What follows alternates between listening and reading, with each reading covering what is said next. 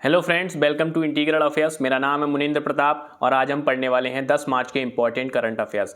Important current affairs की तरफ बढ़ने से पहले मैं आपको बता दूं, हमारा टेलीग्राम ग्रुप है जिसका लिंक आपको डिस्क्रिप्शन में मिल जाएगा। उस लिंक पर क्लिक करके आप हमारे टेलीग्राम ग्रुप में ज्वाइन हो जाइए। वहाँ पर आपको इस वीडियो का PDF मिलेगा, साथ ही साथ आपको अदर PDF भी शेयर होते रहेंगे टाइम टू टाइम, तो उस ग्रुप को ज्वाइन कर लीजिए। चलिए आज के करंट अफेयर्स को शुरू कर लेते हैं। तो पहला क्वेश्चन है हमारा, किस देश ने इंटरनेशनल बिग कैट अलायंस बनाने का प्रस्ताव दिया है। अलायंस का मतलब होता है एक संगठन बनाना है, ठीक है। तो संगठन बनाया जा रहा है, किस चीज़ का बनाया जा रहा है? इंटरनेशनल बिग कैट अलायंस, ठीक है। तो जो बड़ी बड़ी बिल्लियाँ होती हैं, ठीक है, जैसे बाघ हो गया, चीता हो गया, ये सब बिल्ली की कैटेगरी में आते हैं, ठीक है। और रियल में जो बिल्लियाँ होती हैं बड़ी बड़ी, उनकी भी बात हो रही है। तो उनको संरक्षित करने के लिए, उनको बचाने के लिए एक अलायंस बनाया गया है। तो कौन से देश ने वो अलायंस बनाया है? वो बनाया है भारत ने, ठीक। और 7 प्रकार की जो बिल्लियाँ हैं, 7 तरह की, उनको बचाने के लिए ये अलायंस बनाया गया। अगले 5 साल में जो है भारत 100 मिलियन अमेरिकी डॉलर भी इसको संरक्षण के लिए देगा। उसके बाद अगला क्वेश्चन है हमारा, अगला क्वेश्चन है, ड्राफ्ट केंद्रीय विद्युत प्राधिकरण विनियम हाल ही में किस प्रजाति की रक्षा के लिए जारी किया गया था? देखिए यहाँ पर बहुत सारी प्रजातियां दी गई हैं। तो यहाँ पर विद्युत का क्या संबंध है, मतलब लाइट से क्या संबंध है इसका? तो ड्राफ्ट का मतलब होता है कि अभी भी जो है नियम बना नहीं है, लेकिन फाइनल नहीं हुआ है। ये ड्राफ्ट का मतलब ये होता है। तो ये विद्युत प्राधिकरण विनियम यहाँ पर बनाया जा रहा है कौन सी प्रजाति की रक्षा के लिए? ये करा जा रहा है ग्रेट इंडियन बस्टर्ड के लिए, ठीक है। ग्रेट इंडियन बस्टर्ड एक पक्षी होता है जो सबसे ज़्यादा भारी होता है, उड़ने वाला पक्षी जो सबसे भारी होता है वो कौन सा होता है? ग्रेट इंडियन बस्टर्ड होता है। इसको संरक्षित करने के लिए, इसको बचाने के लिए जो बिजली की लाइनें होती हैं 33 kV से ऊपर की, उनको जो है जहाँ जहाँ पर ये ग्रेट इंडियन बस्टर्ड होगा, उन लाइन को, जो बिजली की लाइन होगी, उन्हें अंडरग्राउंड किया जाएगा जिससे कि इसकी सुरक्षा हो सके, ठीक है। तो यहाँ पर जहाँ भी जंगलों में है या जहाँ भी पता चलता है कि इस एरिया में रहता है, तो वहाँ पर जो भी बिजली की लाइन ऊपर जो चलाई जाती हैं, वो 33 kV के ऊपर की जितनी भी लाइनें होंगी उन सबको ज़मीन के अंदर अंडरग्राउंड किया जाएगा। उसके बाद अगला क्वेश्चन है हमारा, अगला क्वेश्चन है, डिजिटल इंडिया बिल किस केंद्रीय मंत्रालय से जुड़ा है? डिजिटल इंडिया बिल, इसका नाम बदला गया है। ये नाम बदला गया किसका? पहले इसका नाम था IT एक्ट, जो अभी काम करता है ना, IT एक्ट 2000, इस नाम से काम करता है। अब इसका नाम करा जा रहा है डिजिटल इंडिया बिल। और ये कौन से केंद्रीय मंत्रालय से जुड़ा है? अब डिजिटल बात हो रही है तो इलेक्ट्रॉनिक्स और IT मंत्रालय से ये यहाँ पर जुड़ा हुआ है। इलेक्ट्रॉनिक्स और IT मंत्रालय, डिजिटल इंडिया बिल यहाँ पर जुड़ा हुआ है। पहले इसको अभी बोल रहे हैं IT एक्ट 2000, इसकी जगह पर ये डिजिटल इंडिया बिल आएगा। और ये करता क्या है? ये जो भारत में जो भी इंटरनेट के काम हो रहे हैं, इंटरनेट जो चल रहा है, उसको सबको देख रेख इसकी करता है, ठीक है, याद रखना है आपको। उसके बाद अगला क्वेश्चन है हमारा, हाल ही में कौन group captain frontline IAF Indian air force unit का कमांड करने वाली पहली महिला बनी है? फ्रंटलाइन का मतलब जो सबसे आगे चलता है, ठीक है, इंडियन एयरफोर्स में, और यूनिट का कमांड करने वाली पहली महिला बनी है। ग्रुप कैप्टन कौन है? Shaliza Dhami. Shaliza Dhami frontline Indian air force unit की कमांड करेंगी। यहाँ पर जो पश्चिमी साइड की कमांड होगी वो ये करेंगी। तो यहाँ पर आपको याद रखना है कि कौन सबसे पहली महिला बनी है? शालिजा धामी। और एक चीज़ याद रखनी है, यहाँ पर जो सियाचिन है, सियाचिन क्या है? हमारे भारत का सबसे ऊंचाई पर स्थित युद्ध क्षेत्र है सियाचिन, जो बहुत ठंडा भी रहता है। वहाँ पर जो है तैनात होने वाली पहली महिला कौन है? कैप्टन शिवा चौधरी। कैप्टन शिवा चौधरी जो महिला हैं, ये भी आपको साथ ही साथ याद रखना है। और यहाँ पर जो है group captain frontline IAF unit का कमांड करने वाली पहली महिला कौन है? शालिजा धामी। अगला क्वेश्चन है हमारा, अगला क्वेश्चन है, हाल ही में कौन न्यूयॉर्क जिला अदालत में पहले भारतीय अमेरिकी न्यायाधीश बने हैं? न्यूयॉर्क की जो डिस्ट्रिक्ट कोर्ट है, जिला अदालत है, वहाँ पर भारतीय मूल के अमेरिकी न्यायाधीश कौन बने हैं? अरुण सुब्रमण्यन। अरुण सुब्रमण्यन कौन बने हैं? न्यूयॉर्क की जो डिस्ट्रिक्ट कोर्ट है वहां पर अमेरिकी न्यायाधीश, भारतीय अमेरिकी न्यायाधीश, क्योंकि ये भारतीय मूल के हैं, अरुण सुब्रमण्यन।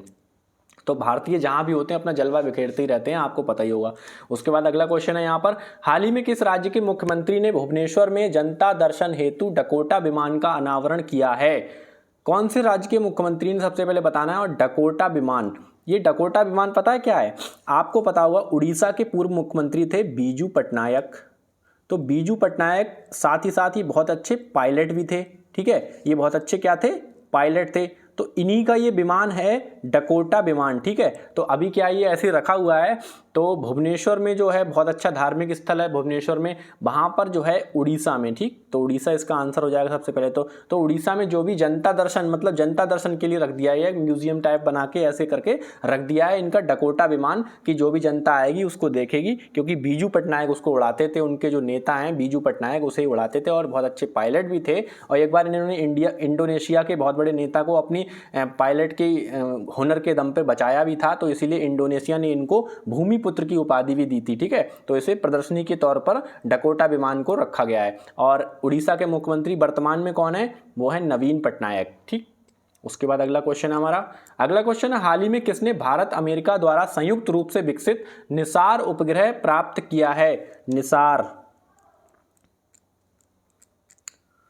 संयुक्त रूप से दो लोग बना रहे हैं मिलके, भारत अमेरिका द्वारा संयुक्त रूप से बनाया जा रहा है, तो नासा और इसरो ये दोनों मिलके बना रहे हैं। और यहाँ पर ये प्राप्त किसने किया है ये बताना है आपको, तो ये प्राप्त किया है इसरो ने, ठीक है, ये इसरो ने प्राप्त किया है और ये दोनों लोग मिलकर बना रहे हैं। और ये निसार उपग्रह का मतलब N for NASA, I for ISRO, S for synthetic, A for aperture और R फॉर रडार, ठीक है।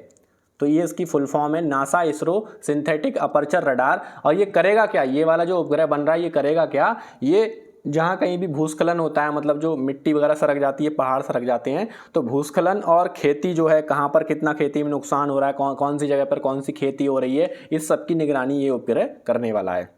उसके बाद अगला क्वेश्चन है हमारा, और ये पृथ्वी अवलोकन ग्रह है, तो पृथ्वी की जो भी घटनाएं हो रही हैं उनको अवलोकित करेगा। उसके बाद अगला क्वेश्चन है, हाल ही में किस देश के पीएम एंथनी एल्बनीज इस 4 दिवसीय यात्रा पर भारत पहुंचे हैं। कौन से देश के प्रधानमंत्री हैं एंथनी एल्बनीज। अभी आप बहुत ज़्यादा न्यूज़ में आइए क्योंकि यहाँ पर भारत आए हुए हैं ये, और ये हैं ऑस्ट्रेलिया के प्रधानमंत्री। अभी ऑस्ट्रेलिया के साथ टेस्ट मैच भी चल रहा है, भारत और ऑस्ट्रेलिया का टेस्ट मैच चल रहा है, जिसको क्या नाम दिया जा रहा है, बॉर्डर गावस्कर ट्रॉफी, ठीक है, बॉर्डर गावस्कर ट्रॉफी चल रही है, जो बहुत ज़्यादा इंपॉर्टेंट है। और यहाँ पर भारत और ऑस्ट्रेलिया के दोनों के प्रधानमंत्री, ये जो आखिरी टेस्ट मैच चल रहा है, आज दूसरा दिन है, दूसरा दिन खत्म हो चुका है आज, तो 5 दिन का टेस्ट मैच होता है, आपको पता ही होगा। तो यहाँ पर ऑस्ट्रेलिया के प्रधानमंत्री और भारत के प्रधानमंत्री श्री नरेंद्र मोदी जी दोनों लोग वहाँ पर गए थे, अहमदाबाद स्टेडियम में, श्री नरेंद्र मोदी स्टेडियम है जो, वहाँ पर गए थे। और दोनों देशों के प्रधानमंत्री ने अपने अपने कप्तानों को बधाइयाँ दी और आपस में जो है थोड़ी देर बैठ के मैच भी देखा। तो एंथनी एल्बनीज ऑस्ट्रेलिया के प्रधानमंत्री हैं। और ये आए क्यों हैं यहाँ पर, क्योंकि भारत और ऑस्ट्रेलिया के जो है 75 साल हो गए हैं दोस्ती के, ठीक है, भारत और ऑस्ट्रेलिया की दोस्ती के 75 साल हो गए, उन्हीं संबंधों को अच्छा करने के लिए यहाँ पर ये पधारे हैं। और यहाँ पर जो मैच हो रहा है उसको भी देखा थोड़ी देर दोनों ने मिलके, ठीक है, तो याद रखना है। और बॉर्डर गावस्कर ट्रॉफी भारत और ऑस्ट्रेलिया के बीच में अभी चल रही है टेस्ट मैच के। उसके बाद अगला क्वेश्चन है हमारा, जम्मू कश्मीर सरकार ने किस थीम के साथ अंतर्राष्ट्रीय महिला दिवस 2023 पर वृक्षारोपण अभियान शुरू किया है। आपको पता होगा 8 मार्च को था अंतर्राष्ट्रीय महिला दिवस, होली का त्यौहार भी इसी दिन था 8 मार्च को, और अंतर्राष्ट्रीय महिला दिवस भी इसी दिन था 8 मार्च को। तो अंतर्राष्ट्रीय महिला दिवस 2023 का जो था, उस टाइम पर जम्मू कश्मीर सरकार द्वारा वृक्षारोपण किया गया था। तो वो कौन सी थीम रखी गई थी वृक्षारोपण के टाइम पे, वो रखी गई थी पेड़ लगाओ बेटी के नाम, ठीक है, पेड़ लगाओ बेटी के नाम, ये थीम के साथ यहाँ पर वृक्षारोपण किया गया था 8 मार्च को, अंतर्राष्ट्रीय महिला दिवस। उसके बाद अगला क्वेश्चन है हमारा, अगला क्वेश्चन है, मेघालय में 11वीं विधानसभा का निर्विरोध अध्यक्ष किसे चुना गया है। देखिए अब आपको ये क्वेश्चन बताना है कि 11वीं विधानसभा का निर्विरोध अध्यक्ष किसे चुना गया है। तो आपको ये क्वेश्चन जो है होमवर्क में बताना है, सही है, कि आपको जो बताना है कि मेघालय में 11वीं विधानसभा का निर्विरोध अध्यक्ष किसे चुना गया है, ये चीज़ आपको बतानी है होमवर्क में, कमेंट सेक्शन में। देखते हैं कौन कौन आंसर इसका सही देता है, और इसका जो आंसर है वो मैं कल आपको वीडियो में बता दूंगा, ठीक है। तो यही थे कुछ टॉप 10 क्वेश्चंस। अगर आपको क्वेश्चंस पसंद आते हैं तो प्लीज़ वीडियो को लाइक कीजिए और चैनल को सब्सक्राइब भी कर लीजिए, ताकि इसी तरह की वीडियोस आपको मिलती रहें। और बेल आइकन जरूर प्रेस कर लीजिए, साथ ही साथ हमारे टेलीग्राम ग्रुप को भी ज्वाइन कर लीजिए। Thank you.